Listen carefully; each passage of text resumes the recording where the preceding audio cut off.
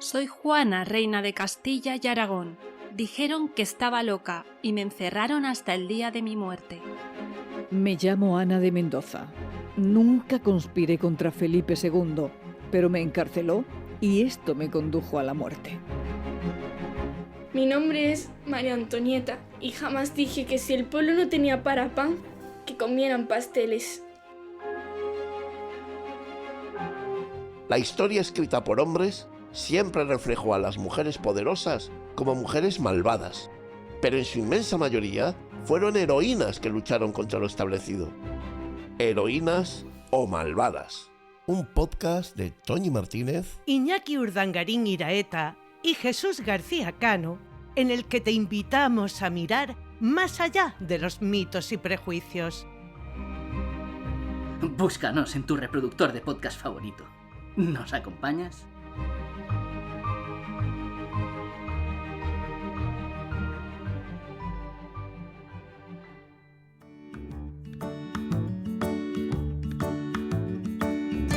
Bienvenido y bienvenida a Perretes, el podcast donde descubrirás cuál es esa raza con la que compartes estilo de vida y carácter. Soy Toñi Martínez, una enamorada de los perretes. Todos los ladridos que escuchas en cada capítulo son sus voces originales. Cuenta una leyenda que eran los guardianes invisibles de los campos y bosques húngaros dorados como el trigo. Los campesinos y cazadores creían que si estaban presentes, la caza sería abundante y segura. Hoy te hablaremos de una hermosa, cariñosa y leal raza, el Visla o braco húngaro.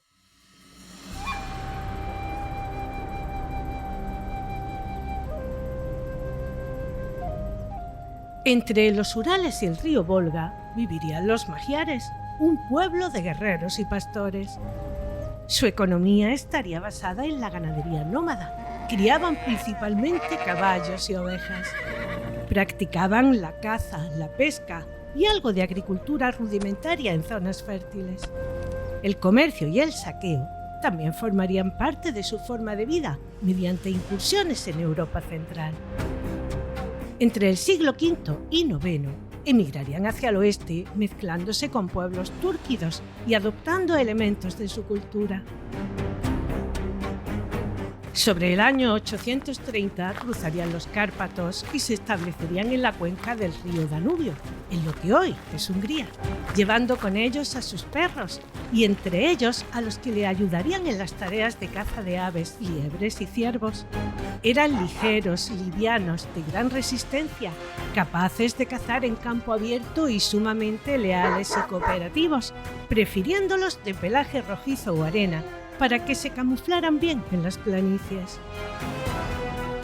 Los perros utilizados por los pueblos nómadas euroasiáticos probablemente tendrían influencia de razas de tipo galgo y antiguos perros de muestra de Asia Central y el Cáucaso, ágiles, de buena nariz y con una gran predisposición a colaborar estrechamente con los cazadores. Aunque no hay registros específicos de cuál sería su apariencia, sí se sabe que eran de muestra y rastreo, adaptados a las necesidades de un pueblo cazador, y que estos serían el origen de nuestro protagonista de hoy. Los jefes triviales magiares utilizarían perros de caza como el Visla primitivo en campañas militares y en cacerías. Aunque no hay nombres individuales vinculados a su cría, los miembros de esta dinastía, el clan de los Árpád, serían los guardianes originales del linaje de los perros húngaros. En sus enterramientos reales se encontrarían restos de perros cazadores. En el siglo XII, en la abadía de Alba Regia, en un manuscrito litúrgico llamado Codex Albensis, en anotaciones al margen, en latín y antiguo húngaro, se haría mención de perros usados por jinetes nobles para mostrar la caza en campo abierto. Aunque no se menciona la palabra Visla, el término usado, perros de piel dorada, sugiere ejemplares de pelaje rojizo claro. Entre 1196 y 1200, el cronista del rey Bela III haría una narración mítica e histórica de la llegada de los magiares a la cuenca de los Cárpatos, en la que describiría el uso de perros de caza ligeros, fieles y veloces por parte de los caudillos. Estas descripciones coinciden con lo que sabemos sobre los antecesores funcionales de la raza. Bela IV, que reinaría entre 1235 y 1270, también utilizaría este tipo de perros. En un manuscrito ilustrado encargado por él, se narraría la historia de los reyes húngaros con miniaturas detalladas que muestran perros delgados, rojizos, de orejas caídas y hocico largo, acompañando a nobles en cacerías o batallas. Aunque no se nombra la raza, sus características morfológicas también coinciden con el antiguo Wisla.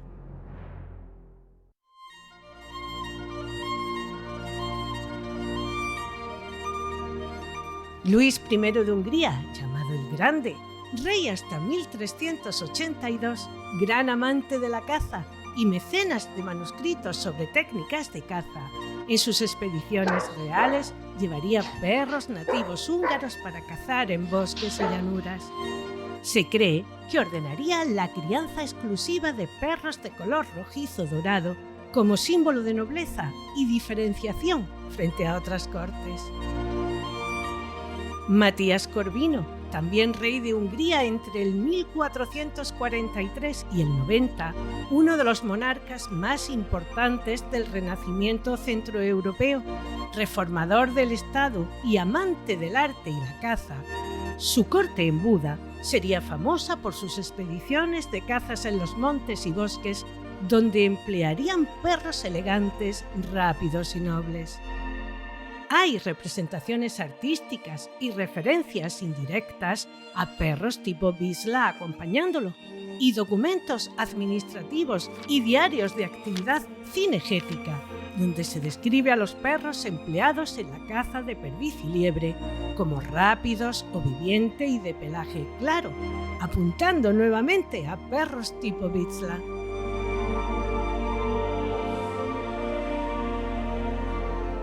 Durante la Edad Media y el Renacimiento, se convertirían en un símbolo de estatus al ser el perro preferido de la nobleza húngara, muy valorados por su olfato, capacidad de rastreo y devoción, criándolos las familias aristocráticas de manera selectiva. Referencias indirectas de cronistas medievales mencionarían perros de nariz fina y pelo arena, usados por su séquito. La casa de los Esterházy, una de las familias aristocráticas húngaras más poderosas, criaría Wislas durante siglos en sus propiedades rurales. Poseían registros escritos de pedigrís y características funcionales desde al menos el siglo XVI, aunque sus antecesores ya los criarían desde mucho antes. Durante siglos serían protectores del Wisla antiguo, ayudando a mantener la raza pura dentro de sus tierras hasta el siglo XIX. En el diario de Batthyány, escrito entre el 1590 y el 1620 por esta familia aristocrática, se describiría la crianza de perros rojizos llamado Wislaebek, literalmente perros de muestra, y su uso en la caza de aves y conejos. Aquí se utilizaría por primera vez de forma temprana la palabra Wisla, aunque aún como término genérico funcional y no como nombre de la raza.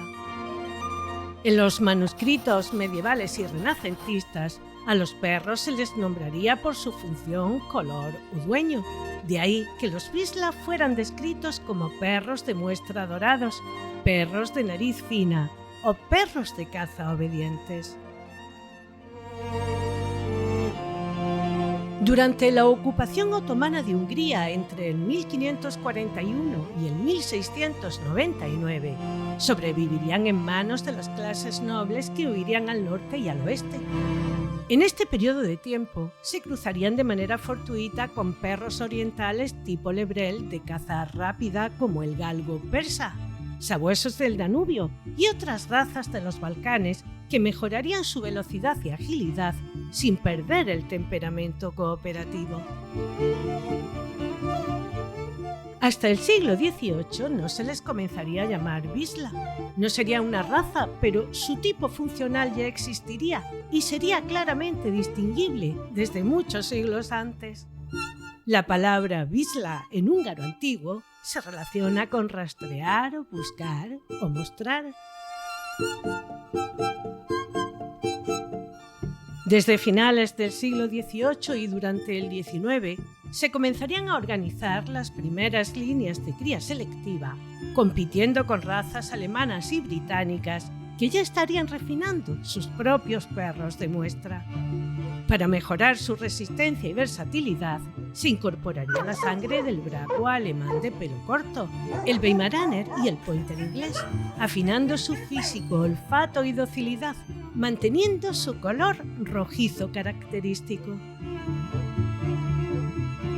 En la década de 1880, Soca, de tipo muy primitivo, pero ya con las características distintivas de color dorado, instinto de muestra y estructura ligera, sería uno de los primeros Vizslas registrados por su nombre en manuscritos de criadores nobles húngaros. En 1825 se documentaría oficialmente su existencia en registros de caza. En la primera década de 1900, Susi y Ficó aparecerían en registros de la familia Zay y Esterhazy como reproductores clave. Se cree que formaron parte del renacimiento de la raza tras la pérdida de ejemplares puros en el siglo XIX.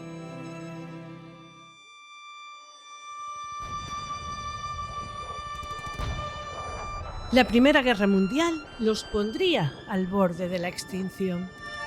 Muchos nobles y criadores rurales se desplazarían o morirían, y sus perreras serían destruidas o abandonadas. El ejército los requisaría para su uso como mensajeros o de rastreo en el frente. Muchos no sobrevivirían o se sacrificarían por falta de alimento. Con la caída del Imperio Austrohúngaro, las líneas se disolverían o se cruzarían con otras razas por falta de ejemplares, y la mayoría de los libros genealógicos desaparecerían. La guerra dejaría un país en ruinas.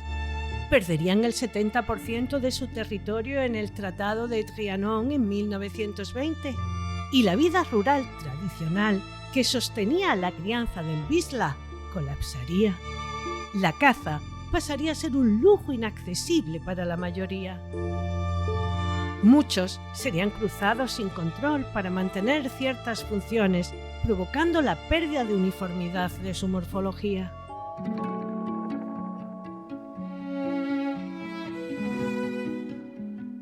En un intento de recuperarla, un pequeño grupo de criadores, liderados por el doctor Saba Anji, zoólogo y ornitólogo, y experto en animales de caza, recorrerían hasta las zonas más remotas buscando ejemplares supervivientes, y con tan solo unos pocos perros que aún conservarían las características del Vizsla clásico, comenzarían a reconstruir la raza casi desde cero.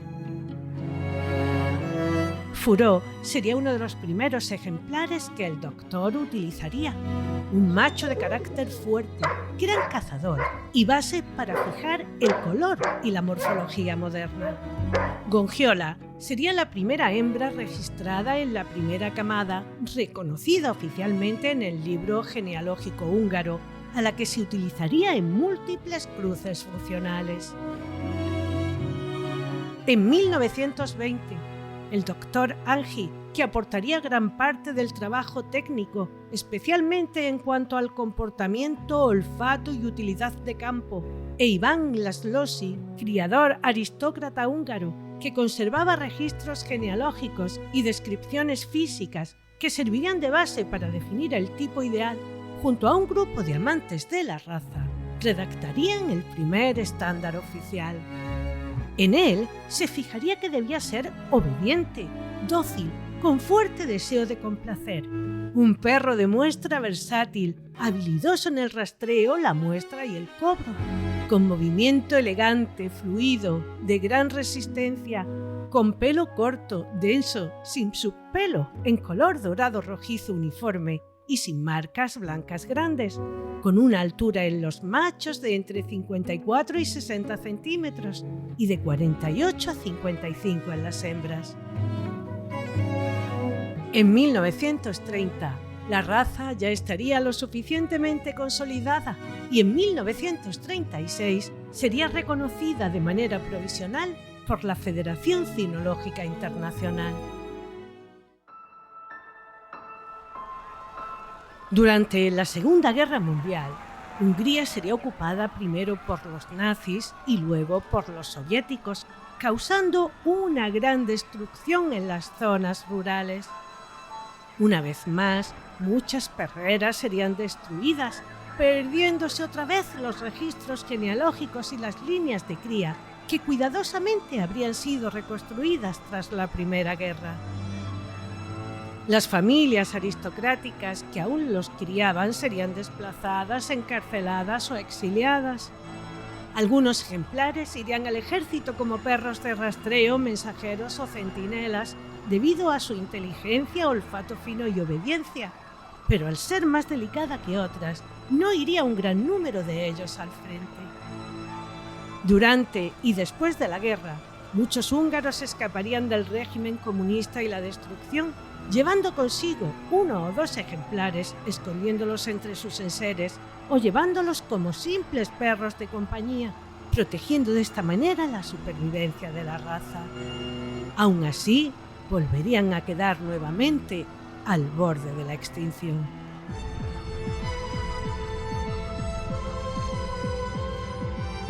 Al finalizar el conflicto, pocas serían las líneas puras que habrían sobrevivido, y nuevamente criadores húngaros apasionados y dedicados a la raza, exiliados en Austria, Francia, Alemania e Inglaterra, trabajarían seriamente para reconstruirla hasta el punto de hacerla renacer no solo como una raza húngara, sino internacional, conservando su carácter funcional y su elegancia natural, participando con ellos en pruebas de campo y exposiciones.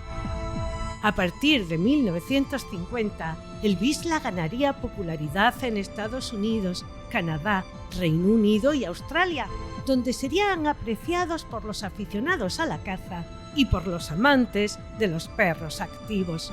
Su adaptabilidad tanto a ser perro de trabajo como de familia y compañía jugaría un papel fundamental.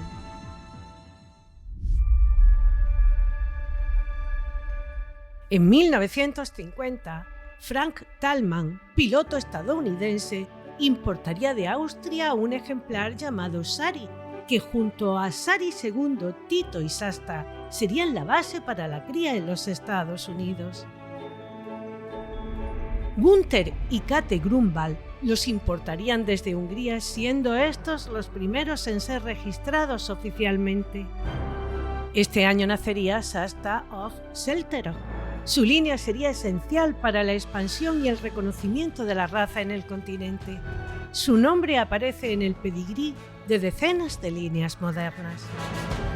Kai von Nugaldeck, importado desde Hungría a Alemania tras la Segunda Guerra Mundial, sería fundamental en líneas alemanas de trabajo, siendo su descendencia la base de los Vizslas alemanes modernos. En 1954 se fundaría el Vizsla Club de América. El 12 de agosto de ese mismo año, la Federación Cinológica Internacional la reconocería a título definitivo, encuadrándola en el Grupo 7, Perros de Muestra, en la sección 1, Perros de Muestra Continentales, sometiéndolos a pruebas de campo y agua para la obtención del título de campeón y reconociendo a Hungría como su país de origen. En 1960 lo haría el American Kennel Club. En 1966 se dividirían oficialmente en 2 variedades, pelo corto y pelo duro, cada una de ellas con su estándar diferenciado y su número de registro en la Federación Cinológica Internacional. Entre 1970 y 80, llegarían los primeros ejemplares a España, importados por cazadores de élite desde Hungría y Alemania. A finales de los 80 y principios de los 90, comenzarían a surgir los primeros criadores en Cataluña, Castilla-La Mancha, Andalucía y Madrid, comenzando a participar en pruebas de caza organizadas por la Real Sociedad Canina de España, aumentando así su popularidad entre los cazadores de becada, codorniz y perdiz roja, que apreciarían de ellos su polivalencia, docilidad y resistencia al calor. Russet Leader Indian Summer sería el mejor reproductor de Estados Unidos con una enorme influencia en líneas de morfología y caza, siendo campeón en ambas modalidades. Transmitió su estructura sólida, línea superior perfecta y carácter versátil. En los años 2000, el multicampeón internacional Quodian Rack, nacido en Suecia, sería uno de los bislas de show más premiados en Europa. Aportó elegancia, tipicidad y equilibrio. Sus hijos se encuentran en líneas de exposición de todo el continente. Hubertus Schoge, de Alemania, conocido por su instinto cazador excepcional y capacidad de aprendizaje, sería campeón de pruebas de caza y resistencia y utilizado como semental en múltiples países.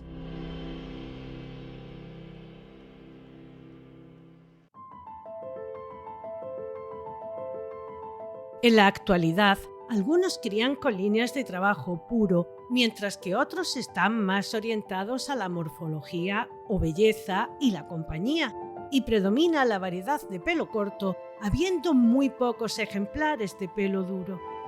En Europa, especialmente en Hungría y Alemania, deben pasar pruebas rigurosas de trabajo para ser admitidos como reproductores, y se les considera, ante todo, un perro de caza funcional, sobrio, resistente y preciso.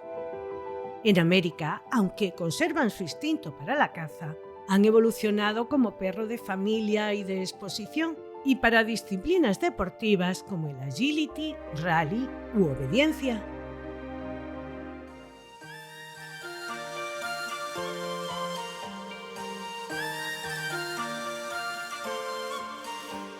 El Vizsla es lo que yo llamo un perro chicle, siempre pegado a su humano. No le gusta para nada quedarse solo durante mucho tiempo. Le gusta el contacto y es bastante sensible a los tonos de voz. Hay que hablarle siempre con dulzura. Con los desconocidos será al principio prudente, pero si se acercan de manera tranquila o esperan a que sea él quien lo haga, no tardará mucho en volverse amistoso. Aunque no es un perro guardián al uso, sí que te avisará si cree que sucede algo fuera de lo normal y no dudará en ladrar para llamar tu atención. Es lo que podríamos llamar un buen centinela. Con las personitas chiquitas es cariñoso, protector y paciente, estableciendo un fuerte vínculo. Son su manada.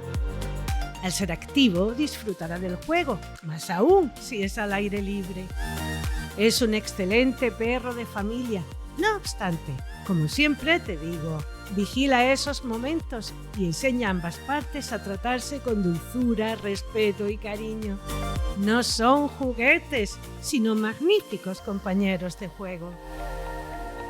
Su carácter sociable le hace entenderse sin problemas con otros de su especie, aunque si no le socializamos correctamente, puede ser dominante con los de su mismo sexo. Con los gatos, si se cría con ellos desde chiquitín, convivirá sin problemas, pero con otros animales pequeños, a los que puede ver como presas, sí deberás tomar toda clase de precauciones. No olvides su alto instinto de perro cazador. Es lo que podríamos llamar un perrete casero, al que le gusta el calor del hogar y estar pegado a su familia. Quedarse solo, por muy grande que sea el jardín, no será precisamente lo que le guste. Además, es sensible al frío y a la humedad al no tener pelo de doble capa. Si le quieres ver feliz, pon su cama junto a la tuya.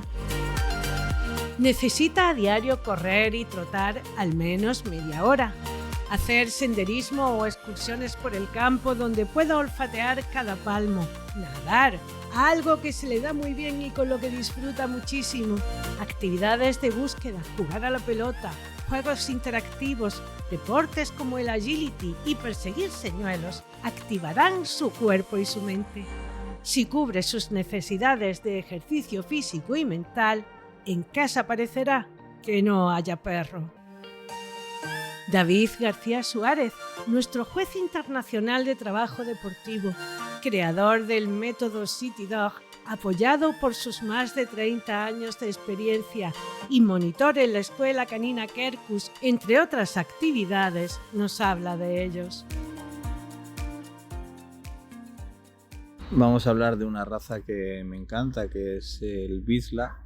Es un perro que en origen es un perro de caza, pero los individuos que hemos conocido han sido perros fantásticos para orientarlos a otros deportes, a deportes de obediencia, especialmente de obediencia internacional, y que también dan muy buenos resultados en pruebas de agility y, por supuesto, por sus capacidades pueden ser unos perros fantásticos para todas las disciplinas de deporte de rastreo.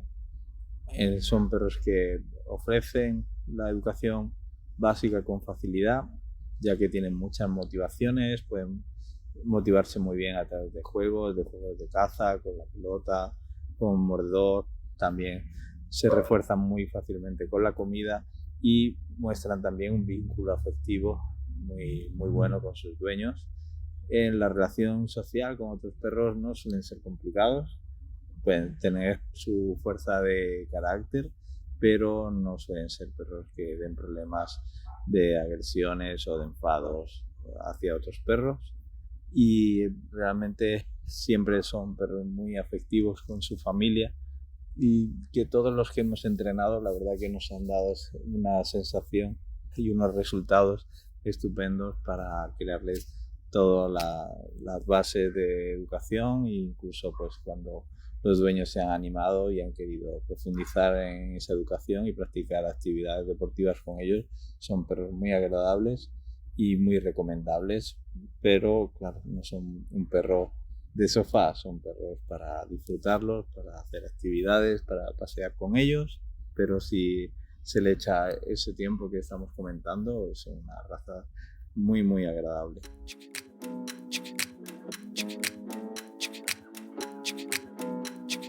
Alrededor de las 14 semanas es el momento de comenzar su socialización, exponiéndolo de manera progresiva y positiva a diversos entornos para que acepte como algo normal lo que suceda a su alrededor. Una moto que pasa por nuestro lado, un monopatín, un ruido inesperado, así como a diferentes personas y otros de su especie, siempre que estos sean amables y no demasiado brutotes. Llévale a calles muy transitadas, salidas de colegios, mercadillos, que tome contacto con olores, diferentes superficies y premia su buen comportamiento con una dulce y alegre caricia, que sepa que esa es la actitud que quieres y esperas de él. Es muy importante proporcionarle una educación firme, pero siempre amable. Recuerda que no le gustan las voces ni las maneras bruscas. También en este periodo deberás acostumbrarle a quedarse solo sin que sufra síndrome de separación. Mónica Sánchez Marina, nuestra instructora formadora de la Real Sociedad Canina de España, experta en terapias asistidas con perros, evaluadora del Zoosanitario de Málaga y monitora en la Escuela Canina Quercus, entre otras muchas ocupaciones, nos explica cómo hacerlo. El síndrome o ansiedad por separación en un perro es un trastorno de conducta que causa miedo, angustia, estrés cuando el perro se queda solo o se separa de su dueño. Los síntomas pues son ladridos, aullidos, gemidos, rompen cosas, se hacen pipí o caca en casa o encima de ciertas cosas, van de un lado a otro, tiemblan, jadean. En los últimos tiempos estamos viendo que mucha gente, cuando un perro presenta un tipo de ansiedad por separación, creen que es por maltrato, Muchas veces no es por eso, gracias a Dios hay personas que tratan mal a los perros, pero no tantas como problemas de ansiedad que vemos. Muchas veces es porque el perro no ha tenido una buena socialización, porque su carácter es un poco más introvertido, un poco más tímido, o por una mezcla o malas experiencias, o normalmente pues una mezcla de todo un poco. Por ello es muy importante que hagamos una buena socialización, nos pongamos en manos de un profesional que nos ayude a, normalmente a través de la obediencia, ya depende de cada caso. Hay casos que son muy complicados, hay casos que son más sencillos. Lo que sí es real es que contra antes lo trabajemos, va a ser más fácil solucionarlo y va a llevar menos tiempo. Normalmente el método de trabajo pues es trabajar la obediencia para que el perro coja seguridad y aprenda a regular sus nervios. Es decir, pues hay gente que dice, es que voy al educador canino y hace que quieres que se siente, que se tumbe o que venga cuando está suelto. Y yo eso no es lo que quiero. Yo lo que quiero es que mi perro cuando esté solo esté tranquilo. Y sí, pero lo que hacemos es que trabajamos el sentado o el tumbado como excusa para que el perro sea capaz de, entre diferentes instintos, estando nervioso, sea capaz de regular su cabecita y sea capaz de pensar y trabajemos su seguridad. Eso va a hacer que nuestro perro sea más feliz y además va a prevenir problemas también físicos en el futuro, porque un estrés continuado en un animal pues tiene las mismas consecuencias prácticamente que en el ser humano. Con lo cual, en cuanto vemos síntomas de ansiedad por separación, es muy importante que nos pongamos cuanto antes en manos de un profesional. También hay que decir que en los últimos años mucha gente viene pensando que su perro tiene un problema de ansiedad por separación y por suerte no todos lo tienen y simplemente pues hay que educar a su perro y enseñar a regular sus nervios y su instinto. Y por suerte no tenemos un problema de ansiedad por separación, sino de un exceso de nervios mal regulado. La Federación Cinológica Internacional dice de él que repetidamente ha demostrado ser un utilitario cazador, tanto en el campo como en el bosque o en el agua. Ha demostrado ser útil, dadas las características típicas que posee: muy desarrollado sentido del rastro, venteador firme, excelente conducta o comportamiento para atraer la presa, infatigable perseguidor del rastro incluso nadando por su natural afinidad con el agua. Es capaz de sobrevivir inclemencias climáticas extremas, como también en suelos de lo más variado. Como perro de caza completo, se consideran faltas el miedo al tiro o a los animales salvajes, que se manifiesta, por ejemplo, en el recoger de la presa. También es altamente indeseable la falta de afinidad al agua, y que, dada su naturaleza sin problemas y su normal capacidad de adaptación, es un excelente perro para convivir en la casa. Que su aspecto es elegante y aristocrático, de tamaño medio y pelo corto de color semilla amarillento. La construcción, más bien liviana, seca y enjuta, da la imagen de la armonía y la fuerza unidas. Vivaz, amigable, equilibrado, fácilmente entrenable, su sobresaliente capacidad para estar siempre dispuesto es una de sus características esenciales. No soporta entrenamientos groseros o rudos, ya que pueden llevarlo a comportamientos ya sean agresivos o tímidos. Morfológicamente hablando, la cabeza es seca, aristocrática, bien proporcionada. El cráneo moderadamente ancho, suavemente abovedado, con un delicado surco que corre desde el moderado occipucio al stop. Las arcadas supraorbitarias están moderadamente desarrolladas. Depresión nasofrontal o stop moderada. Trufa ancha y bien desarrollada, en lo posible con narinas bien abiertas. El color de la trufa armoniza con el color del pelo en un tono un poco más oscuro que el manto.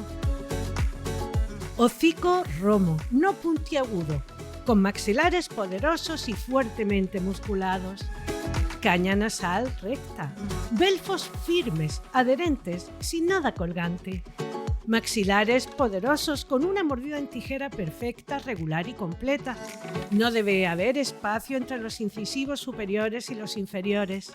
Las piezas dentarias están insertadas más o menos en ángulo recto con los maxilares. 42 dientes sanos y de acuerdo a la fórmula dentaria del perro. Mejillas poderosas, bien musculadas. Ojos suavemente ovalados de tamaño medio. Los párpados son bien adherentes al globo ocular. La mirada es vivaz e inteligente. El color de los ojos marrón y armoniza con el color del manto, prefiriéndose que sean lo más oscuros posible. Las orejas de inserción algo atrás y a mediana altura, finas y que se apoyan en la mejilla terminando hacia abajo en una V redondeada. Su largo equivale aproximadamente a 3/4 del largo de la cabeza. Cuello de largo medio y en armonía con el conjunto del perro, nunca muy musculada y suavemente arqueada. La piel de la garganta firmemente pegada. Cruz notoria y musculada. Espalda firme, bien musculada, fuerte y recta. Los ápices óseos de las vértebras deben estar cubiertos por musculatura. Lomo corto, ancho, fuerte, musculoso, recto o suavemente arqueado. El pasaje del dorso al lomo es firme y compacto. La grupa ancha y suficientemente larga, no corta, desciende suavemente hacia la cola, bien musculada. Pecho profundo y ancho, con un antepecho medianamente desarrollado, bien dibujado y musculado. El esternón echado lo más hacia atrás posible y a la misma altura que la articulación de los codos. Costillas moderadamente arqueadas, las traseras con buen alcance hacia arriba.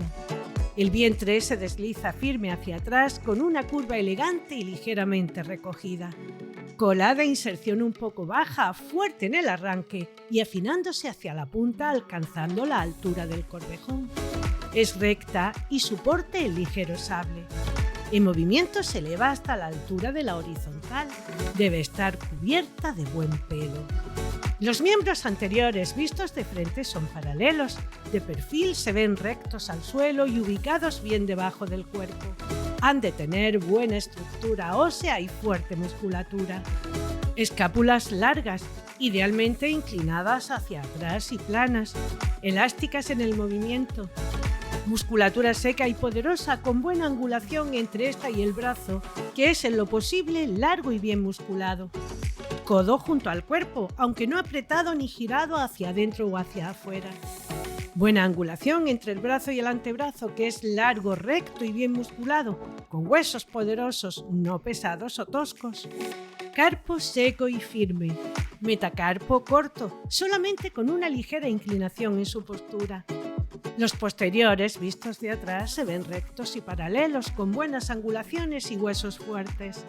El muslo largo y bien musculado, con una buena angulación entre la cadera y el fémur, al igual que el muslo con la pierna, que es larga, bien musculada y fibrosa, y entre la pierna y el metatarso.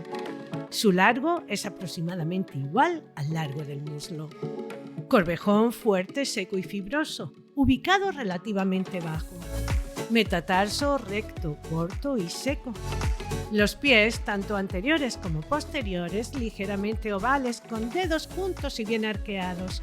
Uñas marrones y fuertes, almohadillas fuertes, poderosas, resistentes y de un gris pizarra. Se mantienen paralelos tanto en la estática como durante el movimiento.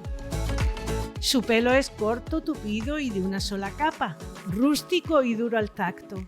En la cabeza y en las orejas debe ser fino, sedoso y más corto. En la cara interior de la cola puede ser algo más largo, aunque no demasiado, y cubrir todo el cuerpo. En la barriga es menos denso. El color en diferentes matices de amarillo semilla.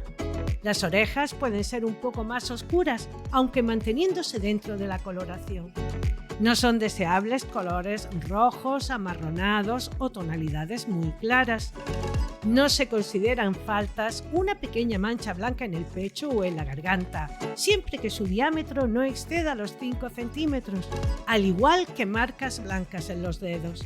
El color de los labios y de los bordes de los párpados armoniza con el color de la trufa. Para mantener saludables tanto su piel como pelo, deberás cepillarle frecuentemente con un guante de goma o látex y aplicar un acondicionador en spray que lo mantenga nutrido. Estos cepillados evitarán que tengas pelos por todas partes y que se vayan clavando como alfileres en las tapicerías. Báñale cada vez que lo necesite, pero de manera regular. Hazlo una vez al mes con un champú de hidratación intensa y pH 7, que es el que se corresponde con la piel de los perretes. Pon el agua templadita. En época de muda, hazlo una vez en semana o cada 15 días para ayudarle a que se deshaga antes del pelo muerto y que el nuevo salga más rápido y mucho más bonito.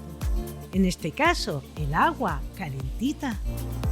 Una vez bien enjuagado, ponle un acondicionador, déjalo actuar el tiempo recomendado y vuelve a enjuagarlo. Utiliza siempre cosmética de buena calidad y huye de los champús que contengan tintes y ácidos porque acaban estropeando el pelo, aunque al principio te parezca que está más bonito. Lo ideal es utilizar un realzador del color que no contiene tintes, no daña su piel y podrás utilizarlo cada vez que te sea necesario. Empápalo bien con una toalla y sécalo con aire templado para no quemarlo ni deshidratarlo. No olvides limpiar sus oídos y repasar el largo de sus uñas. Si le estás dando una buena dosis de actividad diaria tan necesaria para él, deberás de procurarle una alimentación bien equilibrada, que todo lo que contenga sea de origen natural, rica en proteína animal de buena calidad, apto todo para el consumo humano, aminoácidos que mantengan su musculatura fuerte, carbohidratos que le proporcionen energía, antioxidantes, vitaminas, ácidos grasos omega 3 y 6 y condoprotectores para la buena salud de sus articulaciones. El Vizsla es una raza bastante sana. Sí tendrás que poner atención en aquellas enfermedades de origen genético que pueden darse, como la displasia de cadera y codo, la atrofia progresiva de retina, la queratitis crónica superficial, epilepsia y alergias cutáneas. Si crees que este adorable perrete y tú sois la combinación perfecta, busca a esas personas que crían por amor a la raza, que realizan pruebas de salud a sus perretes apartando de la cría a quienes pudieran ser transmisores y solo cruce con ejemplares sanos, de buen carácter y que se correspondan con las directrices que marca su estándar. Se encargue de la socialización temprana de sus cachorros de la manera adecuada, te lo entregue con sus vacunas y desparasitaciones correspondientes a la edad, microchip e inscritos en el libro de orígenes, lo que comúnmente llamamos pedigrí. La crianza responsable no fabrica perros, no explota. Es un arte que solo quienes conocen deben realizar. No siempre habrá disponible un cachorro, así que deberás saber esperar. Su esperanza de vida, si está bien cuidado y atendido, estará entre los 12 y 14 años. Su estándar nos dice que la altura a la cruz en los machos deberá estar entre los 58 y 64 centímetros y de 54 a 60 en las hembras. Rafael Fernández de Zafra, nuestro juez internacional de la Real Sociedad Canina de España y la Federación Cinológica Internacional, abogado, miembro de varios clubes de raza y, ante todo, un apasionado estudioso del mundo canino, nos cuenta la historia de Redos, Canela y su vecino Antonio. En Málaga hay un dicho antiguo que es el ponerse las alpargatas azules. Se refiere este dicho de ponerse las alpargatas azules a quien actúa como casamentero. Y yo, en este caso, en el caso de la historia del Vizsla, actué como casamentero poniendo en conocimiento a dos grandes amigos, uno que ya no está, mi vecino Juan Antonio, y otra que sigue estando, que es mi amiga Vicky Noble. Vicky Noble importó un Vizsla de Inglaterra muy bonito, un ejemplar con unas características morfológicas impresionantes, de un color maravilloso, que se llamaba Redos. En aquellos entonces no había muchos, no se veían casi en las exposiciones siquiera, y en el mundo de la caza estaban comenzando tímidamente. Casualidad que un día me encuentro con mi vecino y me dice: mira qué perra tengo, mira qué perra tan bonita me ha traído mi gente desde Hungría, porque él tenía familia que trabajaba en el tema de pilotaje de aviones y tal, de azafatas y esto, y le trajeron la cachorra, una cachorra preciosa a la que le puso de nombre Canela. Yo rápidamente al ver la perra dije: ay, mira, un Vizsla, tal. Digo: sí, qué bonita, tal. Y me dice: pues nada, cuando sea la edad pertinente, pues yo quisiera hacer una camada, porque es una perrita que apunta muy buenas maneras y me gustaría quedarme con un par de hembras para dedicarlas a su deporte, que era la caza. Yo, como os digo, me puse las alpargatas azules e hice de puente de conexión entre Juan Antonio y Vicky. Redos se cruzó ya siendo un perro bien adulto y Canela se cruzó con unos 15 meses.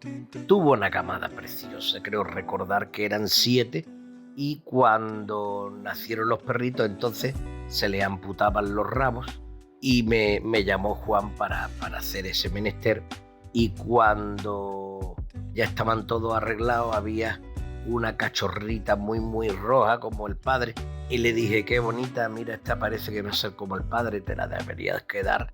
Y me dijo: si te gusta, te la llevas cuando ya esté destetada. Entonces los perros se destetaban pronto, se destetaban con 30, 35 días. Y cuando llegó el momento, pues me llevé la perrita.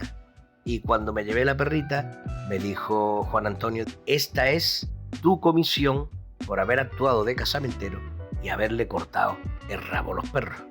Pues ya sabéis cómo se llamó la perra. La perra se llamó Comi, de comisión. Y estuvo muchos años cazando con nosotros en la finca. Canela era un animal muy tranquilo, de muy buen carácter, muy buena cazando. Redos, en cambio, era un perro de un carácter muy fuerte, no es que fuera malo, pero sí era un carácter muy fuerte, ligeramente peleón y muy buen cazador. La nuestra, Comi, era una perra dulcísima que tenía por costumbre, como ella vivía encerrada en sus perreras, soltándola a las horas pertinentes que consideraba mi abuelo o el guarda que teníamos en la finca, pues ella tomó la costumbre, cuando en el momento que escuchaba jaleo y olía a la pólvora que se movía para salir de caza, daba unos aullidos tremendos como diciendo: contad conmigo, que yo también me voy de cacería. Fue un animal muy brillante en su cometido, muy cariñosa, y que recuerdo con mucha nostalgia, porque miro atrás y me acuerdo de aquel tiempo en el que en la Sociedad Canina Costa del Sol éramos pioneros, los socios, en importar muchas razas que o bien no se veían en España o bien se veían poco. Espero que os haya gustado esta historia de cómo intervine en hacer de conexión, de puente, de casamentero, como os dije, para obtener cachorros de esta raza que por aquel entonces eran pocos, incluso en el mundo de la caza. Agradecer a Miguel Mikhailovich el envío de los ladridos de sus perros, una raza que durante muchos años estuvo criando. Me encantaría saber que has disfrutado con lo que te hemos contado, que has aprendido alguna cosilla más, o si no la conocías, hayas podido hacerte una fiel idea de quiénes son y qué necesitarán de ti para ser felices. Ahora también puedes dejar tus comentarios en Spotify, al igual que en iVoox, Apple Podcasts y YouTube, y tu valoración dando un like o marcando 5 estrellas. Esto hará que cada capítulo tenga mayor difusión y llegue a quien aún no lo conoce. Recuerda que tenemos una nueva cita el primer y tercer sábado de cada mes, a la que espero no me faltes. Dale a seguir y la plataforma te avisará cada vez que haya un nuevo capítulo.